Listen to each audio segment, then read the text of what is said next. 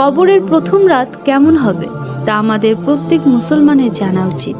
মানুষ মারা যাওয়ার পর সর্বপ্রথম সে শুনতে পায় ইন্না লিল্লাহি ওয়া ইন্না ইলাইহি রাজিউন। তখন সে মনে করে এটি একটি দুঃস্বপ্ন, সে মারা যায়নি, সে এখনো জীবিত রয়েছে। তাই সে তার পরিবারকে বলতে থাকে, আমি মারা যাইনি, আমি এখনো জীবিত রয়েছি। কিন্তু আফসোস, তার কথা কেউ শুনতে পায় না।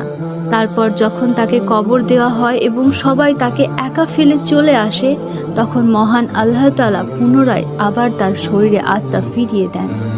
তখন সে ভাবে তার খারাপ সময় শেষ হয়ে গেছে, এখন সে ঘুম থেকে জেগে উঠেছে। তাই সে আল্লাহ তাআলার কাছে কৃতজ্ঞতা জানায়। তারপর সে তার শরীর স্পর্শ করতে থাকে আর বলতে থাকে, আমি তো আমার বিছানায় শুয়েছিলাম, এটা কোন জায়গা, আমি এখন কোথায়, এখানে এত অন্ধকার কেন, এখানে এত ময়লা মাটির গন্ধ কেন, আর আমার জামা কাপড় কোথায়, আমি সাদা কাপড়ে মোড়ানো কেন। তখন তার আর বুঝতে বাকি থাকে না সে যে সত্যিই মারা গেছে। তারপরে শুরু হয় তার কবরের প্রথম রাত।